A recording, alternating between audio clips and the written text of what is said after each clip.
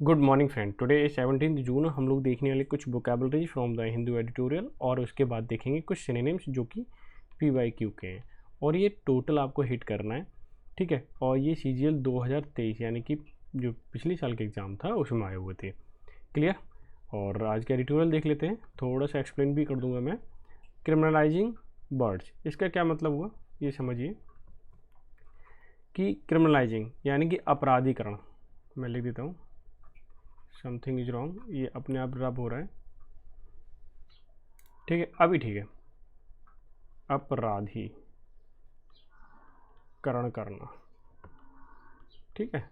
किसका? शब्दों का, तो जाहिर सी बात है शब्द लिखे हो जाएंगे, बर्ड लिखा हुआ है। दूसरी अगर मैं देखूं यहाँ पे इसका सब टाइटल क्या कहता है कि स्पीचीज, ये आपका प्लूरल नाउन है, ध्यान रखना। मैं लिख देता हूँ, और ये आपका रिलेटिव प्रोनाउन है। आगे समझिए कि जो ग्रामर का रूल देख लीजिए कि जो रिलेटिव प्रोनाउन से पहले जो एंटीसीडेंट यानी कि जो नाउन या आपका प्रोनाउन जो भी आए, क्लियर, उसके अकॉर्डिंग वर्ब आएगी, पहले वाले नाउन या प्रोनाउन के अकॉर्डिंग। तो यह देखिए प्लूरल है तो यहाँ वर्ब भी प्लूरल है। ये तो ग्रामर का रूल समझ में आ गया होगा, कोई दिक्कत नहीं है। इंस्टिगेट का मतलब होता है भड़काना। क्या है? भड़काना। वायलेंस का मतलब हिंसा, आपको पता ही है, ठीक है। और डीम्ड का मतलब समझा जाना, ठीक है। अनलॉफुल एक्टिविटी जानते हो जो रूल के तहत ना हो। अब पूरे का मीनिंग देख लीजिए कि speech is that do not instigate, ऐसी स्पीच जो भड़काती नहीं है, किसको? हिंसा को। शुड नॉट बी डीम्ड, और उसे नहीं समझाना चाहिए, समझा जाना चाहिए। ऐसी स्पीच जो भड़काती नहीं है हिंसा को, तो उनको समझा भी ना जाना चाहिए कि ये अनलॉफुल एक्टिविटी है। क्या है?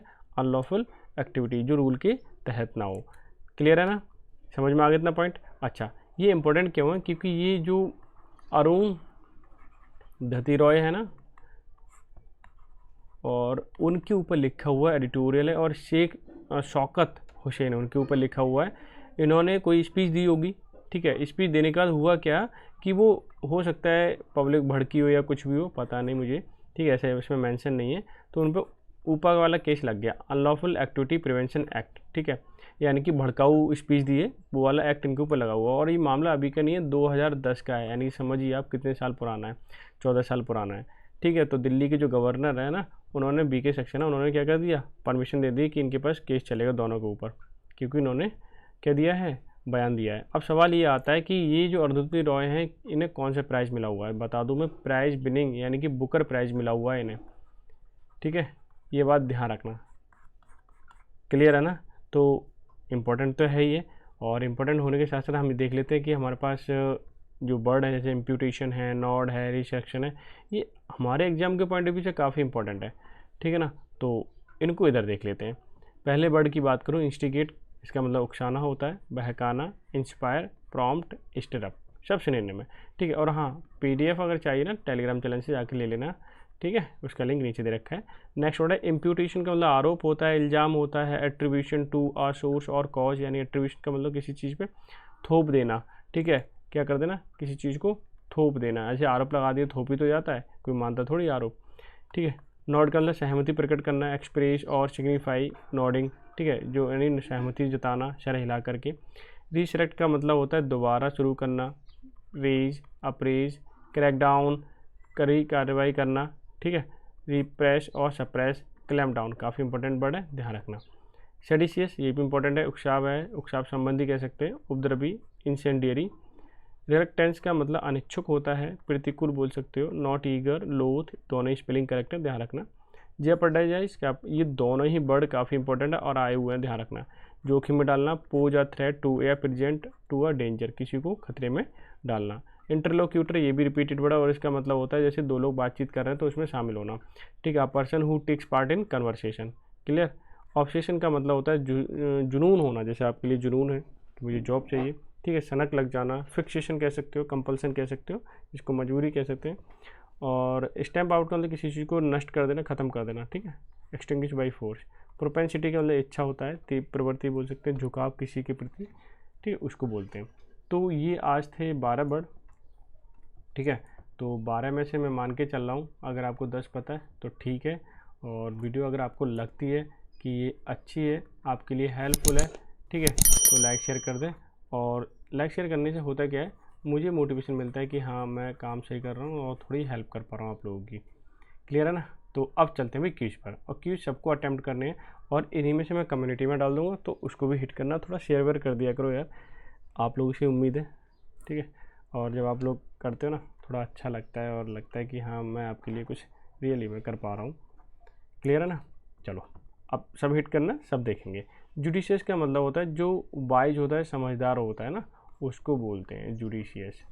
ठीक है, शॉर्ट साइटेड यानी कि जो अपने पैर तक का देखे, दूरदृष्टि वाला ना हो, आगे तक की ना देख पाए, समझ पाए, उसको शॉर्ट साइटेड बोलते हैं। ठीक है, तो संकीर्ण माइंडेड बोल सकते हैं, क्या बोल सकते हैं। ठीक है, केयरलेस लापरवाह होता है, ये तो पता ही है। ठीक है, सेंसिबल समझदार होता है। और इम्प्रूडेंट, जो इम्प्रूडेंट जो किसी की बात ना माने एक तरीके से। ठीक है, और ढीठ टाइप का कह सकते हैं, और क्या बोल सकते हैं, हाँ ढीठ ही है इतना ही। ठीक है, ढीठ। और सेंसिबल का मतलब वाइज हो गया, एकदम समझदार। तो ऑप्शन नंबर अगर मैं देखूँ तो थर्ड ही आपका परफेक्ट आंसर हो जाएगा। ठीक है, थर्ड वाला। अच्छा, नेक्स्ट पे मूव करते हैं हम। एक्सटोल। एक्सटोल का मतलब होता है किसी की प्रेज करना, किसी की प्रशंसा करना। ठीक है, तो ऑप्शन तो मिल ही गया। रिवॉर्ड का मतलब इनाम होता है, आपको पता ही है। ठीक है, पनिश का मतलब सज़ा होता है।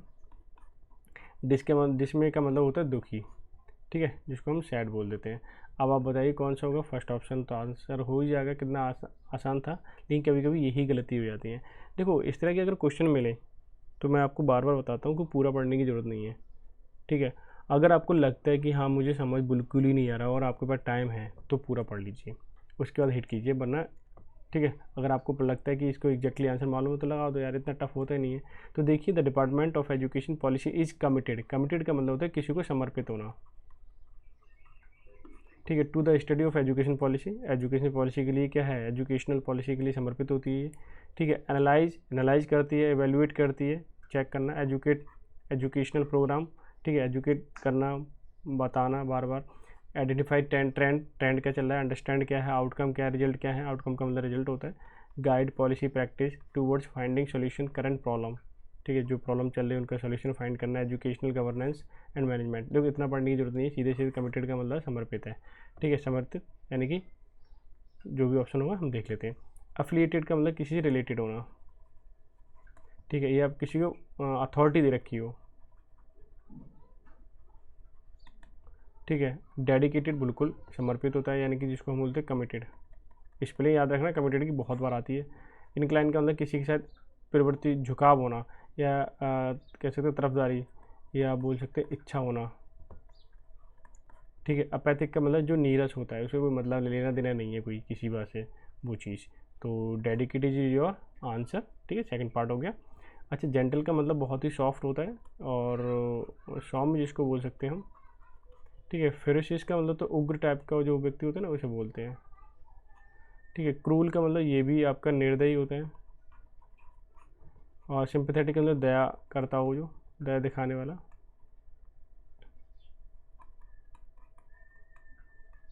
ठीक है, फियर्स का मतलब ये भी उग्र होता है। अब आप मुझे बताइए कौन सा आंसर हो सकता है इसमें। तो कौन सा था, सॉफ्ट है, यानी कि सिंपैथेटिक ही होगा इसमें तो, ईजिली जज कर पा रहे। प्रिडिकेमेंट थोड़ा सा ऊपर करता हूँ, इसका मतलब होता है एक तरीके से उलझन।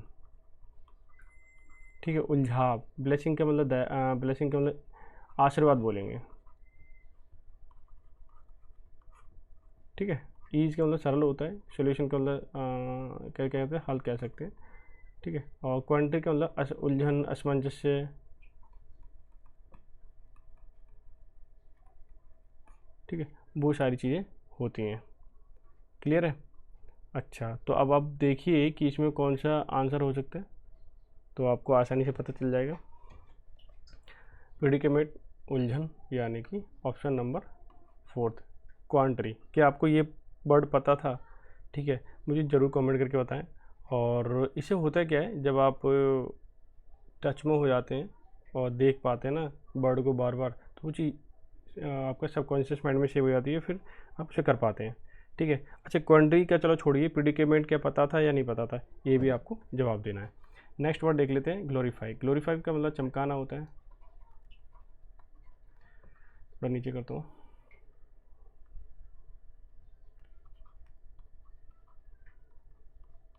तो स्ट्रेंथन का मतलब मजबूत करना। अच्छा, पार्ट्स ऑफ स्पीच भी बताने इसकी, क्या ये वर्ब है या नाउन है, ठीक है, ये बताना। फिर मैं इसमें एक ट्रिक बताऊंगा आपको, ठीक है। और स्टूफीफाई इसका मतलब, और सिंप्लीफाई और प्रेज का मतलब, ये सारे वर्ड हैं और इसमें से हमें ये देखना है कि कौन सा जो वर्ड है वो एकदम करेक्ट है। क्लियर है ना? चलो लेट्स स्टार्ट, देखते हैं। पहले कि हिंदी बता देता हूँ सबकी, ठीक है।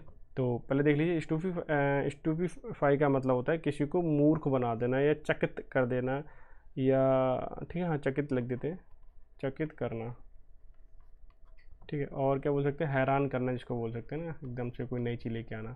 सिंप्लीफाई सरल होता है, ईज कह सकते हैं इसको, ठीक है। प्रेज का मतलब एक्सटोल, अभी देखो पढ़ाया था ऊपर, ठीक है। तो आप बताइए मुझे कौन सा हो सकता है यहाँ पे,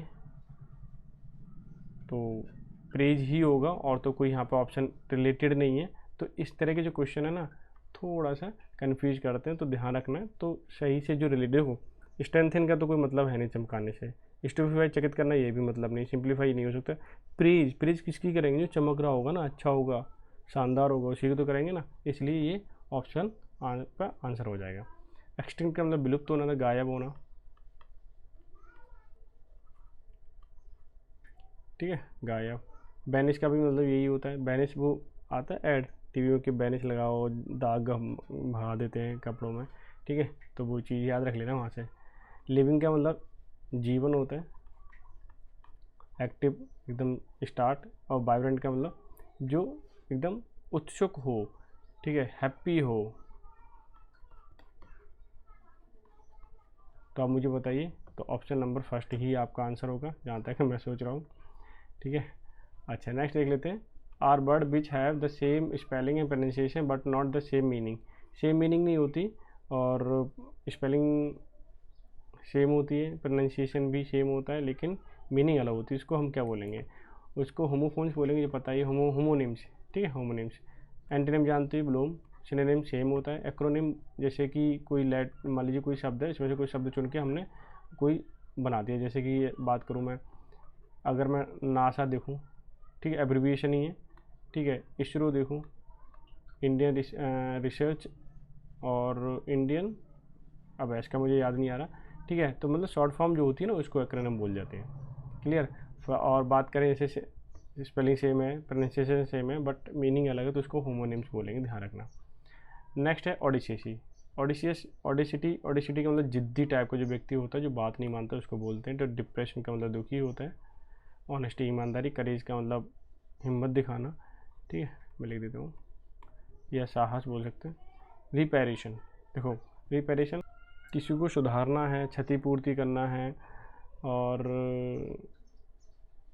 बदले से बोल सकते हैं, मरम्मत करना, ये है नुकसान, या नुकसान भरना, ऐसा बोल सकते हो, यानी कि मुआवजा जिसको बोलते हैं ना, उसको आता है। क्लियर।